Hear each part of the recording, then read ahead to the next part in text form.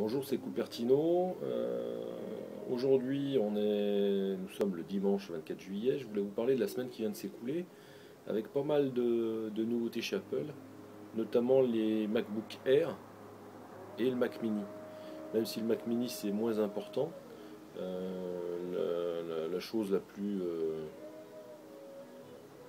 marrante qui est sur le Mac Mini, en fait, c'est le fait qu'il ait perdu son combo graveur DVD. Donc le Mac Mini n'a plus de bouche. Voilà, terminé. Pour les MacBook Air, en fait, il est sorti deux versions de MacBook Air, le Core i5 et Core i7. Core i5, on s'y attendait, et Samsung s'y attendait et croyait que Apple allait équiper son MacBook Air simplement d'un i5. Or, Apple a sorti le i5 plus un i7, donc le haut de gamme.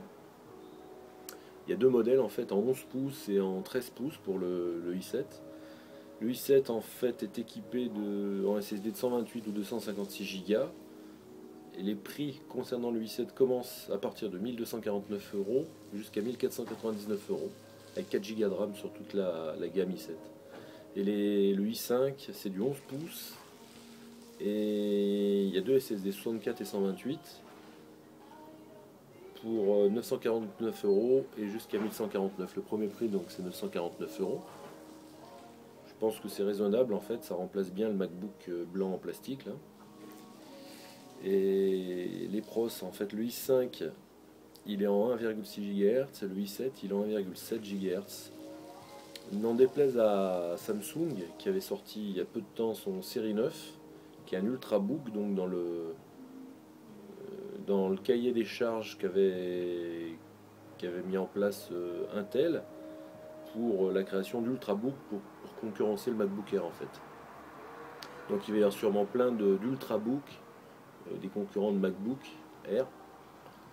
Pour l'instant, Apple reste devant, voilà, donc c'est pas mal. Il y a eu aussi la sortie de Lyon 10.7, où là, il y a eu plus d'1 million de téléchargements. Alors, c'est vrai qu'à 24 euros, faut être.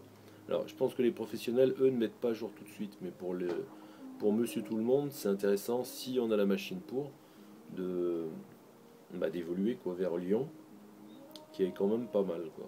Ce qui obligera quand même à vite oublier sa souris pour un Magic Trackpad. C'est ce que j'ai fait moi.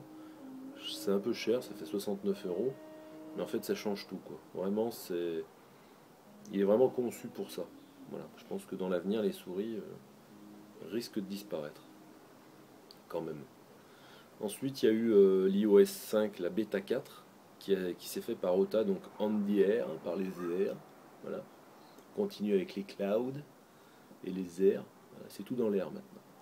Et donc là, oui, par contre, la mise à jour sur mon iPhone 4 s'est passée sans problème, vu que je partage iTunes donc sans fil maintenant, j'ai plus besoin de synchroniser avec le câble.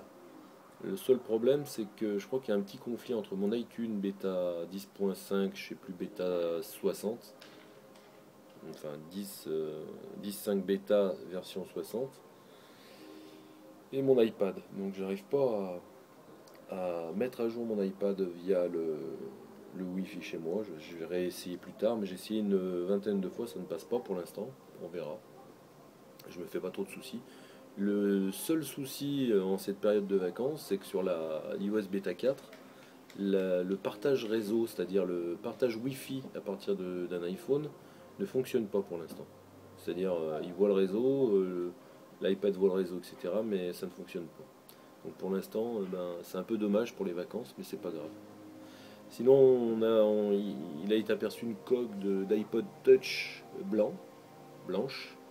Par contre, une info supplémentaire qui nous vient de 9 to 5 Mac, qui, dans l'iOS Beta 4, justement, ils ont installé cette version sur un iPod Touch de dernière génération, et il s'est avéré qu'il y a des mentions de 3G sur le modèle et du GPS, de la géolocalisation.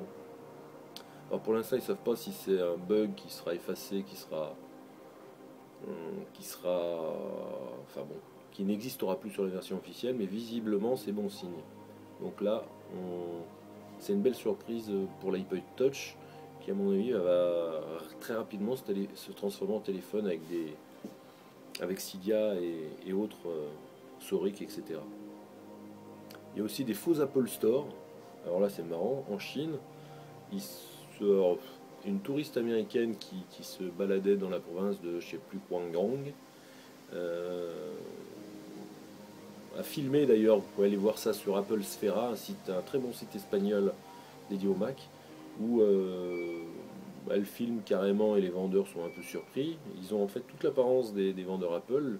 Le magasin ressemble un peu, malgré on va dire des couleurs d'ameublement un peu différents, puisque c'est couleur bois, mais ça ressemble en tout point à un Apple Store, bien qu'ils vendent du vrai Apple, quoi. Ils vendent tous les produits Apple, et ils ont l'apparence d'un Apple Store. Voilà. Donc la touriste